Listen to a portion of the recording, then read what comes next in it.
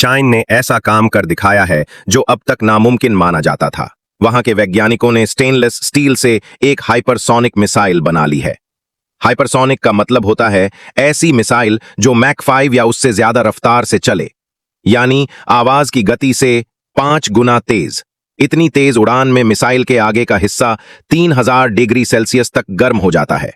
ऐसे तापमान को झेलने के लिए अब तक बहुत महंगे और खास मेटल जैसे टाइटेनियम या कार्बन कंपोजिट का ही इस्तेमाल होता था।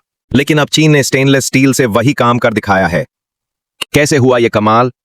बीजिंग इंस्टीट्यूट ऑफ टेक्नोलॉजी के प्रोफेसर हुआंग फेंगलेई और उनकी टीम ने स्टेनलेस स्टील के साथ एक नई टेक्निक अपनाई। स्टील के ऊपर एक हीट प्रूफ सिरेमिक कोटिंग लगाई। उसके नीचे एक खास एरोजेल इंसुलेटर लगाया जो गर्मी को अंदर जाने से रोकता है। इस तकनीक से स्टील का बना हिस्सा इतनी तेज गर्मी में भी खराब नहीं होता। फायदे क्या हैं? 1. सस्ता है। स्टेनलेस स्टील बहुत आम और सस्ता मेटल है, जबकि टाइटेनियम और टंगस्टन बहुत महंगे होते हैं। बड़े पैमाने पर बन सकती हैं मिसाइलें। अब चीन कम लागत में ज्यादा मिसाइलें बना सकता है। जल्दी बनती हैं, स्टील की मैन्युफैक्चरिंग आसान है। शायद हाँ। ऐसा माना जा रहा है कि चीन की YJ-21 जैसी मिसाइलों में ये नई तकनीक इस्तेमाल हो रही है। ये मिसाइलें बहुत तेज होती हैं और युद्धपोतों को टारगेट कर सकती हैं। इसके अलावा चीन के पास पहले से ही DF-17, DF, ZF जैसी हाइपरसोनिक मिसाइलें हैं। दुनिया पर इसका क्या असर होगा? अमेरिका और बाकी देश चिंतित हैं। अब उन्हें अपने हथियारों और सुरक्षा तंत्र को और बेहतर बनाना पड़ेगा। हथियारों की होड़ बढ़ सकती है क्योंकि अब हाइपरसोनिक हथियार बनाना आसान और सस्ता हो गया है। नए नियमों की जरूरत है।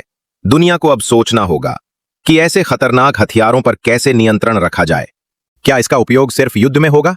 इस तकनीक से दूसरी चीजों में भी मदद मिल सकती है। स्पेसक्राफ्ट जो वापस धरती पर आते हैं, उनके लिए भी यह हीट शील्ड काम आ सकता है।